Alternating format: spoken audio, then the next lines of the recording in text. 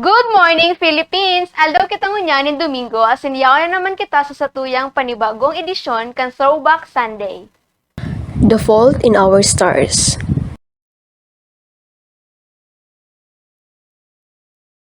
Ang pelikulang The Fault in Our Stars sarong pelikulang Amerikano na pigdireka ni Josh Boone asin pinagbibidahan ni Shailene Woodley asin Ansel Elgort. Ang pelikula ang basado sa nobelang igwang parehong pamagat na pigsurat naman ni John Green.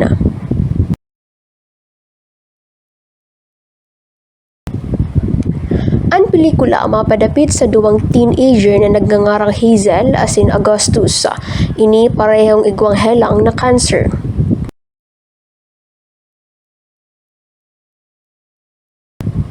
Si Hazel, igwa ni thyroid cancer na nagkuriyat sa iyang baga, mantang si Augustus man, igwa nin sarong sarcoma cancer na nagkuriyat sa iyang baga.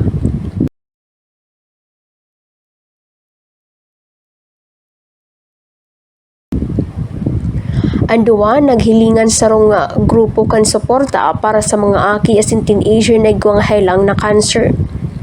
Sa poon, dahil ninda masyadong nag-uulay alagad sa paglihis kan mga panahon, sinda naging mag-amigo asin nagkaiguwain hararom na komunikasyon.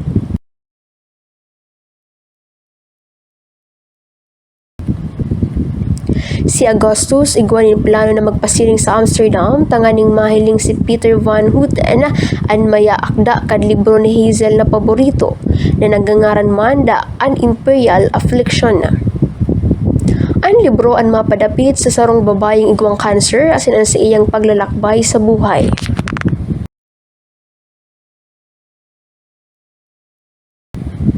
Si Hazel asin Augustus nagpasiring sa Amsterdam kaibaan sa indang mga magurang.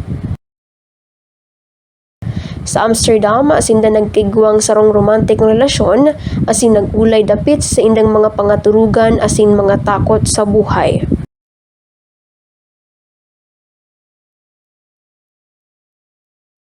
Sa pagtatapos kan pelikula, si Augustus naaraman na ang sa iyang cancer nagbalik asin nagkuriyat sa iyang organs. Ini nagdesisyon na diin na magpabulong pa asin gusto na sanang magadaan sa iyang sadiring paagi. Labing na mundo si Hazel sa pagkagada ni Augustus, alagad ini nagkaigong kusugkan buot na magpadagos pa man giraray sa buhay.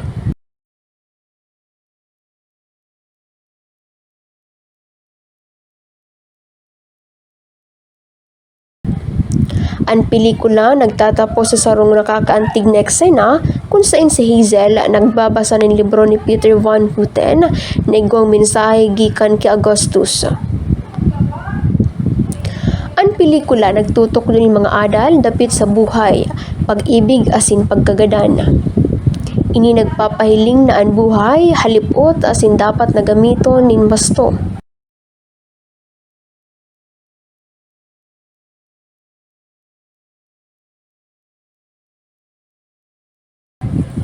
Ang pelikula man nagpapahiling ng importansya kan pag-ibig asin pagkakaigwa nin amigo sa tuyang buhay.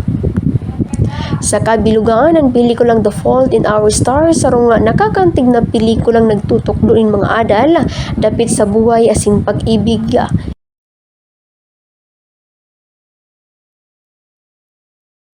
Ini sarong pelikulang dapat na madalan kan sarong tao, tanganing man mas mapahalagan pa ang sa indang kanya-kanyang buhay asin lambang relasyon. Ang pelikulang The Fault in Our Stars sarong pelikulang nagtatalakay sa mga temang depresyon, pagkagadaan asin ang importansya kan buhay. Ang pelikula nagpapahiling mga karakter na igwang helang na terminal asiring kan cancer asin ang epekto kaini sa indang buhay asin emosyon.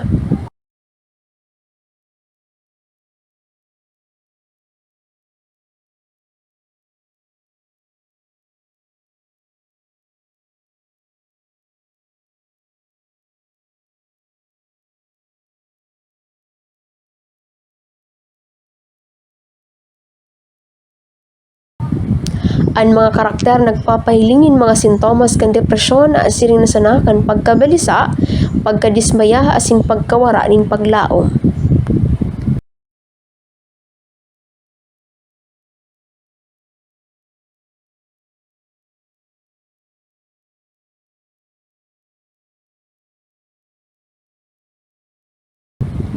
Ang pelikula nagpapahilingin mga karakter na nagahahapot dapit sa buot sa bihon kan buhay. Magin man ang objeto kan pagkakaigwan nin helang o pagkagadan.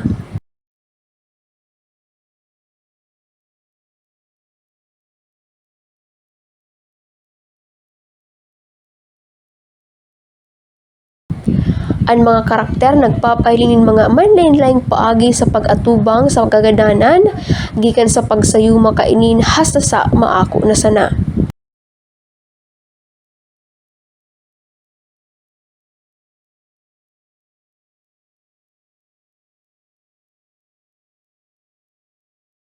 Ang pelikula nagpapahiling kahalagahan kan pag-ibig asin pag-aamigo sa pag-atubang sa mga huma sa buhay. Kabali na ang depresyon asin kagadanan.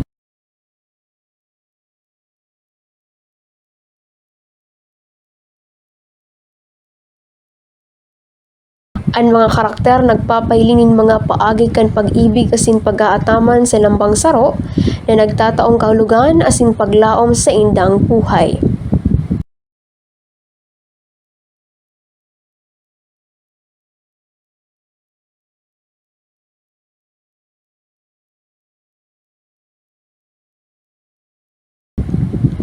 Ang pelikula nagtutok doon mga adal dapit sa importansya kan pag-ibig, pag-amigo asin pag-atubang sa mga huma sa buhay.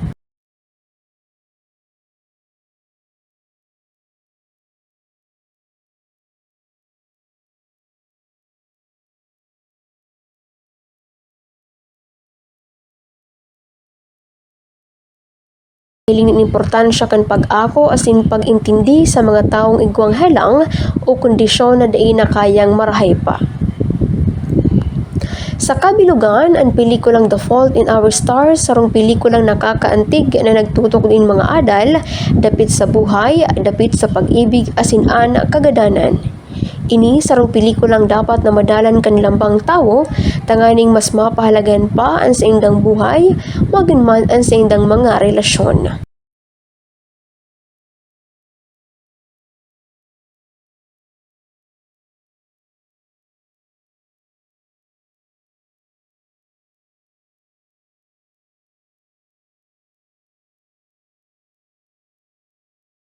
Asin iyan ang satuyang Silver Screen Throwback Sunday ngunyan Domingo.